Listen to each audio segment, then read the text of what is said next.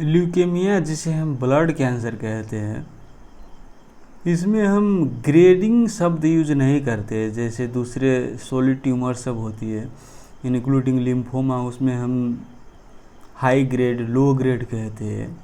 ऐसी ग्रेडिंग शब्द यूज नहीं करते हम लिक्विड कैंसर में या फिर ब्लड कैंसर में। इसमें हम एक्यूट ल्यूकेमिया, क्रोनिक ल्यूकेमिया शब्द यूज करते हैं।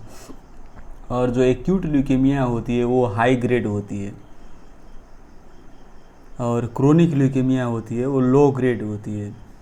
और हम एक्यूट और क्रोनिक शब्द क्यों यूज करते हैं, क्योंकि ये सिम्टम्स एक्यूटली आती है एक्यूट ल्यूकेमिया में, like with in weeks, 2 weeks 3 weeks की सिम्टम्स होती है और एकदम तेज सिम्टम्स होती है, इसलिए पेशेंट हॉस्पिटल आती है।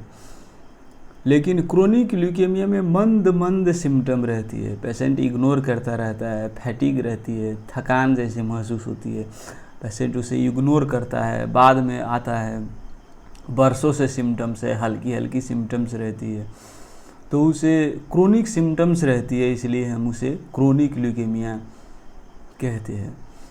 और ये एक्यूट ल्यूकेमिया और क्रोनिक ल्यूकेमिया, इसमें माइलाइड सेल लाइन भी इन्वॉल्व हो सकती है या फिर लिम्फॉइड सेल लाइन भी इन्वॉल्व हो सकती है। लिम्फॉइड कहने का अर्थ वही बी सेल टी सेल की ल्यूकेमिया हो सकती है। माइलाइड कहने का अर्थ हो गई आपकी न्यूट्रोफिल, यूसिनोफिल्स, बेसोफिल्स, इस सब की ल्यूकेमिया होती है, तो हम कहते हैं माइलाइड सेल लाइन इन्वॉल्वमेंट है। और एक्यूट ल्यूकेमिया में आपकी जो सेलुलर अरेस्ट होती है वो अर्ली स्टेज में रहती है।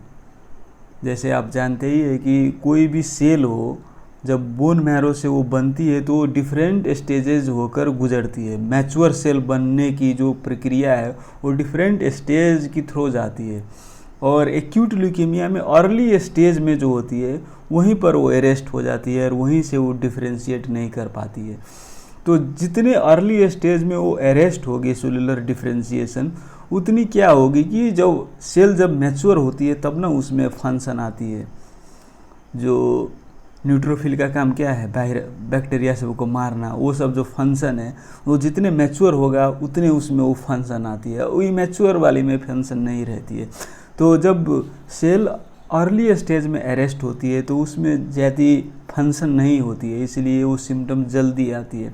लेकिन क्रोनिक ल्यूकेमिया सब में जो अरेस्ट होती है सेलुलर डिफ्रेंशिएशन की, वो लेट स्टेज में रहती है, इसलिए हल्की हल्की मैच्योर सेल सब रहती है, इसलिए पेशेंट को उतना जल्दी सिम्टम नहीं आती है, बरसों से महीनों से सिम्टम्स रहती है।